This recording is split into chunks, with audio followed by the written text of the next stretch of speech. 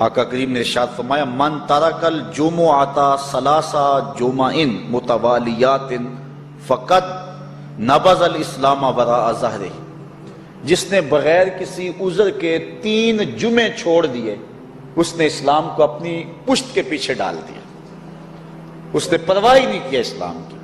اور ایک حدیث کے لفظ ہیں من ترک ثلاث جمعات من غیر عذر کتب من المنافقین، جس نے بغیر کسی عذر کے 3 جمعے چھوڑ دیے اس کا نام منافقوں کی فہرست میں لکھ دیا جاتا۔ اور ایک حدیث کے لفظ اس حوالے سے ہیں من ترک ثلاث جمع تہاونا بہا طبع اللہ علی قلبہ، جس نے سستی کی وجہ سے 3 جمعے چھوڑ دیے تو اس کے دل پر اللہ غفلت کی مہر لگا دیتا ہے۔ یہ وہ بد نصیب شخص ہے کہ جو نماز جمعہ چھوڑتا ہے۔ حضرت ابن حجر نے الزواجر کے اندر ایک روایت لکھی ہے، وہ فرماتے ہیں جو شخص نماز ترک کرتا ہے اس کو بہت ساری رسوائیاں ہیں۔ وقت اتنا طویل نہیں ہے کہ ایک ایک چیز کو تفصیل سے بیان کروں۔ وہ کہتے ہیں پہلی بات تو یہ ہے کہ اس کی عمر میں برکت اٹھا لی جاتی، دوسری بات اس کے چہرے سے صالحین کا نور اتار لیا جاتا، تیسری بات وہ کوئی بھی عمل کرے اس کا ثواب نہیں ملتا اس کو، یہ دنیا پر اس کو سزائیں ہیں۔ چوتھی سزا دنیا پر اس کو یہ ملتی ہے اس کی دعائیں قبول نہیں ہوتی، اور 5ویں سزا اس کے لیے یہ ہے کہ اس کے لیے جو نیک لوگ دعا کرتے ہیں ان دعاؤں کا حصہ اسے نہیں ملتا۔ مومن نیک سحری وقت اٹھ کے دعا مانگتے اللہ پوری امت پر کرم کر لے، تو یہ بھی امت میں شامل ہے، دعا اللہ والے کی تو قبول ہوئی لیکن اس کا حصہ نکال دیا گیا، اس کا حصہ نیک لوگوں کی دعاؤں سے نکال دیا گیا۔ اور جب وہ مرنے لگتا ہے نزا کے وقت 3 اس کو سزائیں ملتی ہیں، ایک تو بھوکا مرتا ہے، دوسرا پیاسا مرتا ہے، تیسرا ذلیل ہو کے مرتا ہے۔ اور قبر کے اندر اس کو 3 سزائیں ہیں۔ حضرت امام ابن حجر کہتے ہیں ایک تو اس کی قبر تنگ کر دی جائے گی حتیٰ کہ ادھر والی پسلیاں ادھر اور ادھر والی پسلیاں ادھر،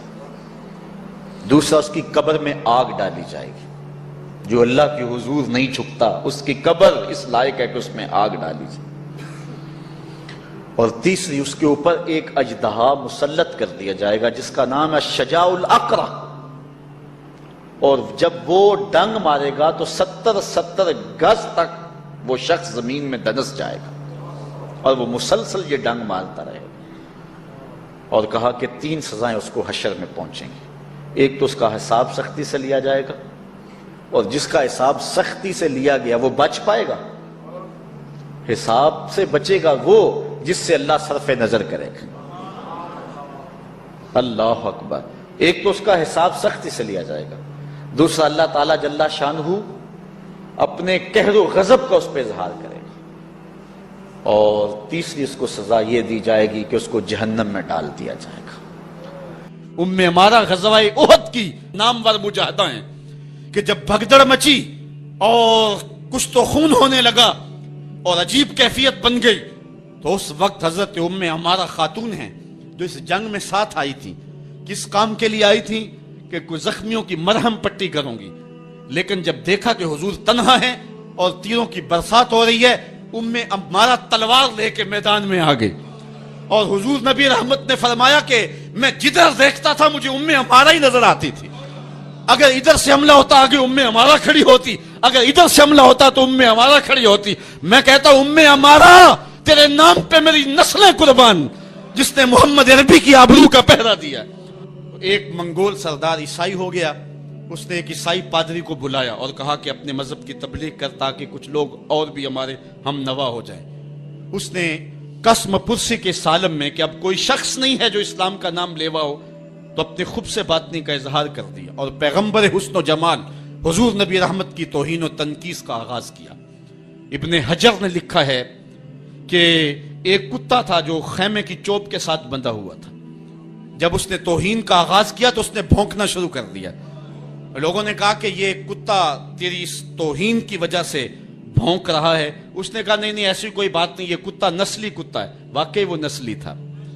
اور میرا ہاتھ کا اشارہ پا کے غیرت میں آ گیا ہے، کوئی ایسی بات نہیں ہے، اس نے پھر توہین کا آغاز کر دیا۔ تو ابن حجر نے لکھا ہے کہ اس کتے نے زنجیر تڑوا کر کے اس پادری کے گلے میں جا کے دانت گاڑ دیے اور چھوڑا تب جب اس کو واصل جہنم کر دیا۔ اس منظر کو دیکھ کے 70,000 اس فوج کے سپاہی اسلام کے دامن میں آ گئے۔